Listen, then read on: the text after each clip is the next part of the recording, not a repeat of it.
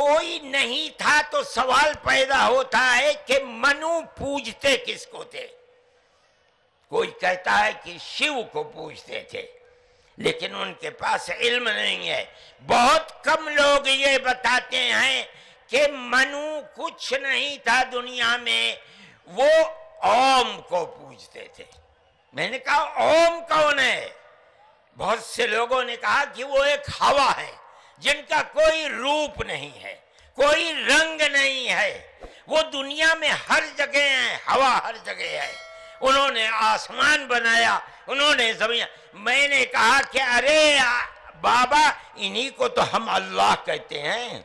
देखिए, मदनी ने ये जो कहा है कि अल्लाह और ओम एक ही थे और आदम और मनु एक ही थे, मैं कहना चाहूँगा कि वो मनु से आदम की तुलना करें, वो उनका अपना सब्जेक्ट हो सकता है, करें, लेकिन हम ये बताना चाहेंगे कि हमारे यहाँ मनु से पहले ब्रह्मा जी हुए, ब्रह्मा जी से पहले विष्णु हुए। भगवान विष्णु की नाभि से एक कमल उत्पन्न हुआ और उस कमल की नाल से ब्रह्मा जी उत्पन्न होते हैं। और ब्रह्मा जी के अंदर एको हम बहुश्याम हूँ, हम में एक हूँ और मैं कैसे अब इस सृष्टि का विस्तार करूँ, ये संकल्पना पैदा होती है। इसके बाद में फिर ब्रह्मा जी ने मानसिक सृष्टि की है और ब्रह्मा जी ने ही मनु और शत्रुपा की उत्पत्ति की है। भगवान मनु अपने और शत्रुपा के द्वारा फिर मैथुनी सृष्टि हमारे यहाँ प्रारंभ होती है। इससे पहले भी हमारे यहाँ जो परिसंकल्पना है वो बहुत ही प्राचीन है। भगवान शिव की जो परिसंकल्पना है बहुत अधिक प्राचीन है। दूसरे ओम का उन्होंने जो कहा है, ओम और अल्लाह से उन्होंने तुलना की, वो अपने आप में इसलिए गलत है कि ये ओम की साधना हमारे यहाँ किसी अवतार के रूप में नहीं है। हमारे यहाँ ओम की साधना नाद के रूप में की जाती है। नाद ब्रह्म उसको कहा गया है, शब्द ब्रह्म है जो कि इस ब्रह्मांड में गूंज रहा था और आज भी गूंज रहा है। सृष्टि के पहले भी था, सृष्टि के बाद में भी है, रहेगा और आज भी है। ओम तो इस सृष्टि में गूंज रहा है, एक ध्वनि है, एक नाद है और वह सनातन है। इसलिए हमारे धर्म का नाम पड़ा सनातन। तो सनातन से इस्लाम की तुलना करना अपने आप में सैद्धांतिक रूप से गलत है, क्योंकि आपका तो इतिहास से भी 1400 साल पुराना है। हमारे यहाँ तो राम जी का जो काल है वो लाखों वर्ष प्राचीन समय है। आज से 5250 साल पहले भगवान कृष्ण का समय है। तो इसलिए मैं कहना चाहूँगा कि कम से कम सनातन की और इस्लाम की तुलना इतिहास की दृष्टि से समान नहीं हो सकती। मदनी ने जो भी कहा है वो अपने मन से कहा है, हम उसका समर्थन नहीं करते, हम उसका खंडन करते हैं।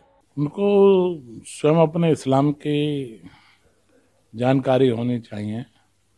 इस्लाम धर्म की जो आयु है वो 1400 वर्ष है। जो उन्होंने बयान दिया वो बयान तो जो है लाखों वर्षों का है।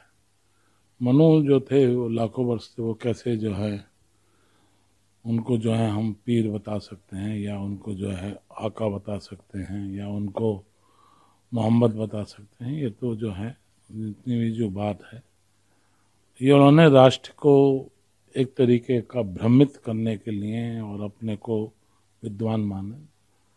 तो वो विद्वान तो है नहीं।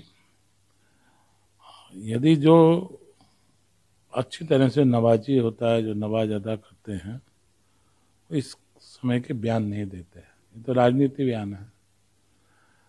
उन्हें इबादत से मतलब है या उन्हें राजनीति से मतलब है?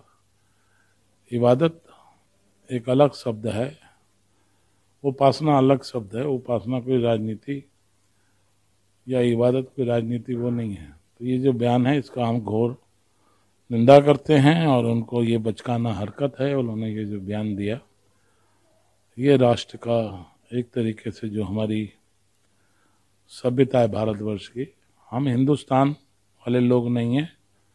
हमें हिंदुस्तान तो उसका एक खंड है, आर्यवर्त है, समझे। इसलिए हमारे सनातन धर्मियों का जो संकल्प है वह होता है, समझे।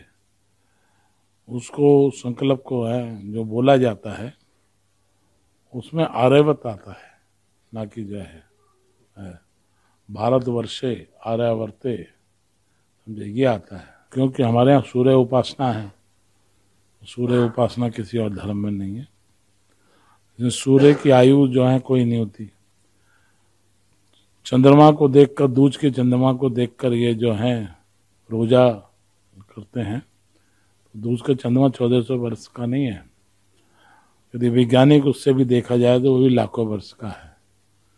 तो इस्लाम धर्म किसी भी आधार पर इस बात को पुष्टि नहीं करता है, और ये उन्होंने राष्ट्र में एक बहुत निंदक काम किया है, उसकी घोर निंदा करते हैं। सर्वधर्म सम्मेलन होता है ना, तो व्यक्ति को यद्यपि शुद्धम लोक विरुद्धम, यद्यपि शुद्ध होता है लेकिन लोगों के मन में विरुद्ध बात होती है, तो वहाँ लोगों को समझ सोच के बोलना चाहिए।